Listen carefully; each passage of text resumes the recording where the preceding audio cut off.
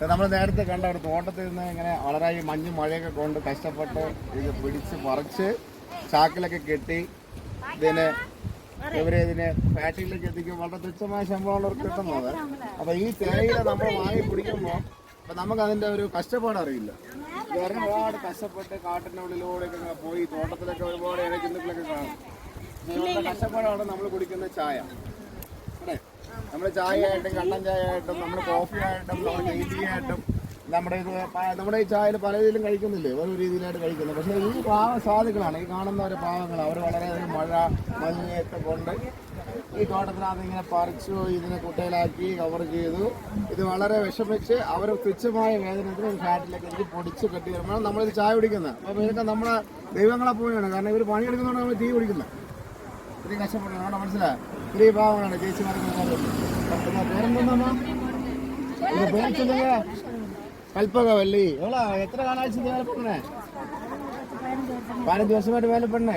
Daily ஒரு 1000 ரூபா சம்பாதிக்குமா? அப்போ 1000 ரூபா சம்பாதிக்கணும்னு சொல்றியா? போய் சொல்றியாங்க, அது வந்து கிடைக்காது. இது வந்துட்டு நம்ம நாட்டில் அந்த அக்கறை கேட்டு பாரு. சரி அவரு சொல்றேன் எவ்வளோ சம்பளம் சூப்பர்வைசர் கேட்குறேன். சரி அக்கா பேர் என்ன? ஒரு ஹாய் சொல்லு. ഹായ്. 480 രൂപയ്ക്കാണ് ഈ ജോലി ചെയ്യുന്നത്. കഷ്ടപ്പെട്ട പണി. കാലയില് 6 o'clock വരും, 8 o'clock വരും.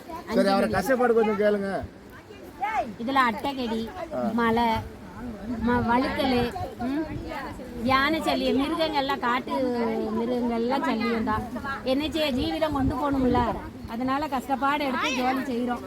அவர் சொல்றது தமிழில் சொல்றது நான் மலையாளத்தில் டிரான்ஸ்ஃபர் பண்ணி தரேன். இது காட்டில் രാവിലെ 8 മണി മുതൽ വന്ന് ഇതെല്ലാം നുള്ളി അതെല്ലാം പാക്ക് ചെയ്ത് ഇതെല്ലാം കെട്ടിക്കൊണ്ടുപോയി 480 രൂപ. 480 രൂപ നമ്മൾ ഒരു പാക്കറ്റ് ടീ വാങ്ങുന്ന കാശ് പോലും, ഒരു ടീ പൊടി വാങ്ങുന്ന കാശ് പോലും ഒരു കിട്ടത്തില്ല. അത്രയും അട്ടകടി, ആനയെ പേടിക്കണം, പിന്നെ വരുന്ന ഇഴജന്തുക്കളെ പേടിക്കണം. അപ്പം അത്രയും കഷ്ടപ്പെട്ടിട്ടാണ് ഈ അമ്മമാർ പറയുന്നത്. ഈ അമ്മമാർ പറയുന്നത് അങ്ങനെയാണ്, അവർക്ക് അത്രയും കഷ്ടപ്പാടുണ്ട് എന്നാണ്. അപ്പോൾ നിങ്ങളെല്ലാവരും ഇവിടെ ലൈക്ക് ചെയ്യുക. അപ്പം ഓരോ ടീ കുടിക്കുമ്പോഴും ഓരോ കട്ടൻ ചായ കുടിക്കുമ്പോഴും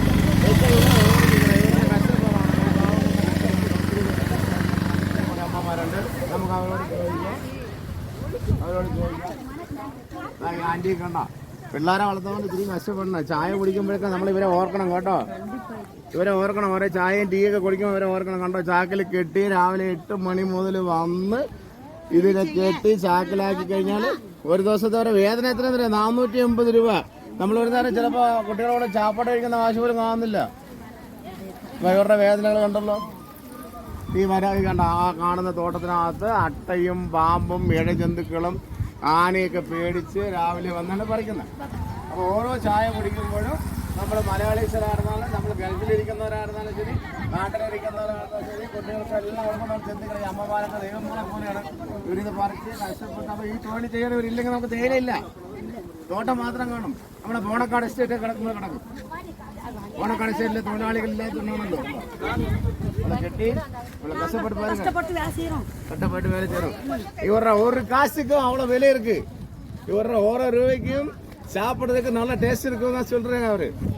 அப்போ ஒரு 1 രൂപ കൊടുത്ത് சாப்பாடு வாங்கி കഴിച്ചാൽ, ആഹാരം കഴിച്ചാൽ അത്രയും ടേസ്റ്റാന്ന് கஷ்டப்பட்டு கேட்டு பாரு. சரி அக்கா சொல்றது அக்கா கஷ்டப்படு சொல்லு. சொல்லுங்க அக்கா, சொல்லுங்க. தெரியட்ட உலகம் தெரியணும்ல. കെട്ടുന്ന കെട്ടേണ്ടോ, ചെമ്പരിച്ച് കെട്ടുന്ന വേണ്ട. ഓ അമ്മ, ഇത് പൊടിച്ച എത്ര കിലോ തേയില കിട്ടും? അപ്പൊ ഇതിനെ നമുക്ക് ഇനി വാട്ടണം. അതായത് ചൂടാക്കി വാട്ടി പൊടിച്ചെടുത്താൽ എത്ര കിലോ കിട്ടും അമ്മ? 5 കിലോ കിട്ടുമോ?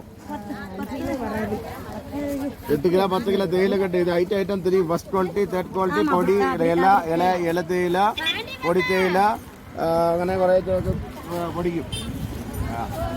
അപ്പോൾ ഇത് അമ്മയുടെ കഷ്ടപ്പാടാണ് നമ്മളൊന്ന് കേൾക്കാൻ പോകുന്നത്. വേറെ ഒന്നുമില്ല. 480 രൂപ കിട്ടും ഒരു ദിവസം അല്ലേ? എത്ര മണി വരെ വേല ചെയ്യണം? 4:30 5 മണിക്ക് മുടിയും.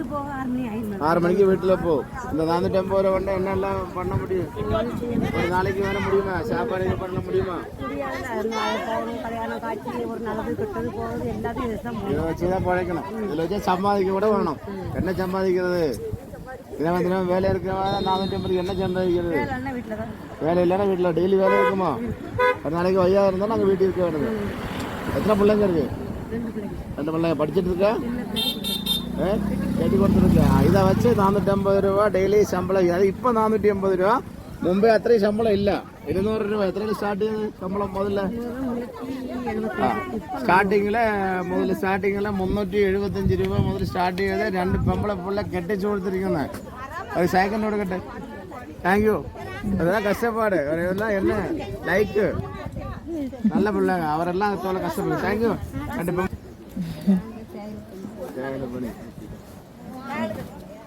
மாமன் சரி மாமா விளக்கிங்க இறங்கினாங்க. அது போக வீட்டுக்கு ரூம்பு போவா. காலையில் 8 மணிக்கு போயிடும். காலையில் 8 மணிக்கு வந்து சாப்பாடு உங்கள் வீட்டுக்கு கொண்டு வரமா இவ்வளோ கிடைக்குமா? ഈ 480 രൂപയിൽ ആഹാരം ചായയൊന്നുമില്ല. ഇതെല്ലാം അവർ കൊണ്ടുവരണം. വീട്ടിൽ നിന്ന് വേവിച്ച് കൊണ്ടുവരണം. അതാണ് 480 രൂപ എടുത്ത് അവർ കിട്ടണം. ഒരു പൈസ എക്സ്പെൻസീവ് ഇല്ല. ബോണസ് ഉണ്ടോ? ബോണസ് ഉണ്ട്. ബോണസ് കിട്ടും. കമ്പനി. ഇതെന്താ കമ്പനി? തലയാർ കമ്മ്യൂണിറ്റി. ഈയുടെ പേര്, ഇവരുടെ പ്രൊഡക്ഷന്റെ പേര് തലയാർ കമ്പനി. ഇവരുടെ പ്രൊഡക്ഷന്റെ പേര് അറിയില്ല. അതൊക്കെ വാങ്ങി വാങ്ങണം. അങ്ങനെ ഇവരുടെ പേരിൽ തലയാർ എന്നൊരു തേയിലപ്പൊടി പറഞ്ഞാൽ നിങ്ങളൊക്കെ വാങ്ങിച്ച് പ്രോത്സാഹിപ്പിക്കണം കേട്ടോ. അവരെയൊക്കെ നല്ല നല്ല കമ്പനി, നല്ല തേയിലപ്പൊടി എന്നാണ് അവർ പറയുന്നത്. അപ്പൊ ഈ തലയാർ കമ്പനിയുടെ തേയില, തലയാറിന് ഏതെങ്കിലും തേയില നിങ്ങളെ കണ്ടിട്ടുള്ളൂ ശ്രദ്ധയപ്പെട്ടുണ്ട്. പ്രത്യേകം വാങ്ങണം. അതിലൊക്കെ ഈ അമ്മമാരെ കരങ്ങളുണ്ട്, ഈ കൈകളുണ്ട്.